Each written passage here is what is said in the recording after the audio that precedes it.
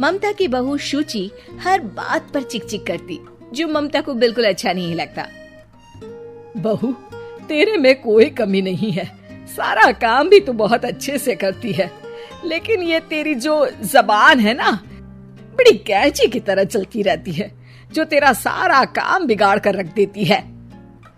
वाह जी वाह, मतलब आप लोगों को बेजुबान बहू चाहिए थी, जो न बोले न बात करे, और आप लोग बस जुल्म ढाते रहे। तभी वहाँ क्षितिज आ जाता है। अरे ऐसा क्या जुल्म हो रहा है तुम्हारे ऊपर? माँ सही कह रही है, मैं खुद तुम्हारी चलती जबान से परेशान हो गया हूँ। अब तो शुचि का पारा 7वें आसमान पहुँच जाता है। वाह जी वाह, अब आप भी, क्या नहीं किया मैंने आपके लिए, अपना सब कुछ दांव पर लगा दिया, लेकिन आप भी अपनी माँ की जुबान बोलने लगे। अरे यार, कैसी बात बोल रही हो? माँ की जबान, बीवी की जबान, अरे मेरी तो कोई जुबान है ही नहीं जैसे। देखो शुचि, माँ से बुरा व्यवहार मैं पसंद नहीं करूंगा। अब क्या था, माँ के सामने अपनी हुकूमत कम होती देख शुचि को माँ से नफरत होने लगती है। अगले दिन शुचि माँ के कमरे में जाती है। माँ, ये लीजिए गर्म पानी।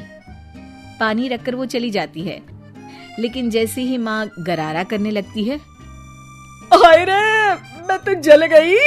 अरे पानी इतना गर्म क्यों दिया शुचि? मेरा तो पूरा का पूरा मुंह ही जल गया। वाह, मजा आ गया, लग रहा है गर्म पानी ने अपना काम कर दिया, अब और लगो ना मेरे मुंह। शुचि, माँ के चिल्लाने की आवाज आ रही है, और तुम कैसी हो कि जाती भी नहीं, देखती भी नहीं कि माँ को क्या हो गया। आवाज तो आपको भी आ रही है, जा तो आप भी सकते हैं, लेकिन नहीं, शुचि ने तो जैसे सारे काम का कॉन्ट्रैक्ट साइन कर लिया है तुम्हारे परिवार से। ये कहकर शुचि माँ के कमरे में जाती है, लेकिन जैसे ही वो कमरे में घुसती है, माँ जल्दी से शुचि को पकड़कर खींच लेती है और ऊपर एक बड़ी सी छिपकली गिरती है। शुचि छिपकली देखकर डर जाती है। हे भगवान, ये छिपकली मेरे ऊपर गिरती तो मैं तो मर ही जाती। हाँ बेटा, मैं जानती हूँ कि तू छिपकली से डरती है, और समय पर मेरी नजर पड़ गई, ऐसे मेरा मुंह जल गया है। प्लीज कुछ कर, रहा नहीं जा रहा है। शुचि को अपने किए पर पछतावा होता है और भागकर सास को बर्फ देती है। ये लीजिए, इसे मुंह में रख लीजिए, और गलती तो वैसे आपकी भी है, चेक करना चाहिए था ना आपको कि पानी कितना गर्म है।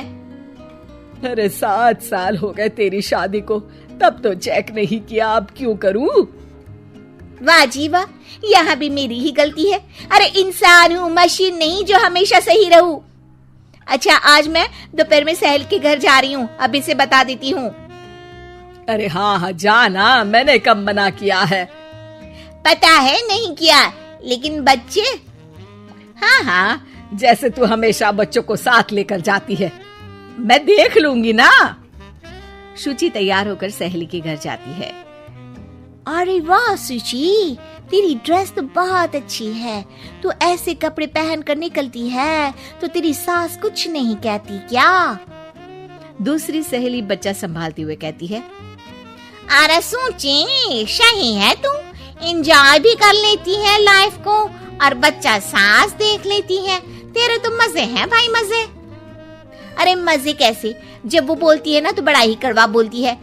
रहने दे, अच्छा चल मैं जा रही हूँ, डिनर भी तो बनाना है ना। शुचि ये बोलकर वहाँ से चली जाती है।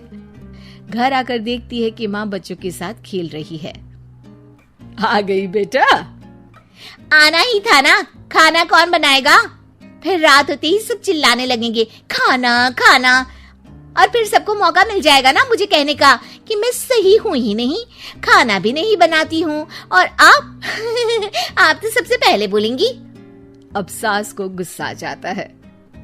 एक तो सारा दिन तेरे बच्चों को देख रही थी, घर पर किसी न किसी का आना जाना लगा रहता है, बच्चे घर गंदा करते हैं उसे देखती हूँ, हद है। अब क्या खाने की जिम्मेदारी भी मैं ही ले लूं तो करेगी तू क्या? शुचि को ये सुनकर कुछ ज्यादा ही गुस्सा आ जाता है। बस माँ जी बस, अरे ये तो गुलामों वाली जिंदगी हो गई, कोई फ्रीडम रहा ही नहीं। ऐसा लगता है कि बंद कर रह गई हूँ, घर तो किसी कैद खाने सा हो गया है। मन ही नहीं करता यहाँ रहने का। अब मैं और आप एक घर में रह ही नहीं सकते बस। अरे तो क्या मैंने बांध कर रखा है तुझे? अरे मैंने क्या कर दिया जिससे तुझे ऐसा लग रहा है? और तेरा इतना बोलने के बाद तो मैं खुद ही तेरे साथ नहीं रहना चाहूंगी। लेकिन अब सवाल था कि सासू माँ जाएंगी कहाँ, क्योंकि बहू तो मायके चली जाती है, लेकिन सास कहाँ जाए। तभी क्षितिज आ जाता है। उसे भी सारी बात का पता चलता है। वो माँ को समझाता है, लेकिन वो मानती नहीं और ना ही शुचि मानने को तैयार। दोनों की लड़ाई में माँ का सामान पैक हो जाता है। माँ अब कहाँ जाएंगी? मैं भी अपने मायके जाऊंगी। माना मेरे माता पिता नहीं रहे, लेकिन भाई भाभी से भी तो मायका होता है ना। और सास निकल जाती है मायके। बस फिर क्या था, शुचि सुबह सुबह गर्म पानी लेकर माँ के कमरे में जाती है, लेकिन वहां माँ नहीं होती। हाँ, चलो अच्छा है, अब ये रोज रोज के काम से तो बची। ये कहकर वो कमरे में जाती है जहां अक्सर माँ बैठी रहती थी। कमरा खाली खाली लग रहा है। तभी उसकी सहेली का फोन आ जाता है। अरे सुची, बहुत अच्छी सेल लगी है। कौड़ियों के दाम में ब्रांडेड कपड़े, जूते और बैग मिल रहे हैं। चलो ना चलते हैं। वाह रे वाह, ठीक है मैं आती हूँ। अब तो कोई टेंशन है ही नहीं, सासू माँ भी नहीं है, अब तो मजे से घूमूंगी। अरे मजे से तो तू पहले भी घूमती थी, लेकिन सास नहीं है तो बच्चे कौन देखेगा? और तुझे तो पता है ना, मॉल्स में बच्चों की एंट्री बैन है कोरोना के कारण। अरे तो फिर कैसे आऊंगी मैं? सेल तो बस आज के लिए है, कल खत्म। शुचि को बड़ा रोना सा आता है। फिर वो जब दिन में खाना खाने बैठती है, वो भी अकेले अकेले तो कोई खाना भी नहीं खाया जाता। मैं नहीं खा रही माँ के बिना।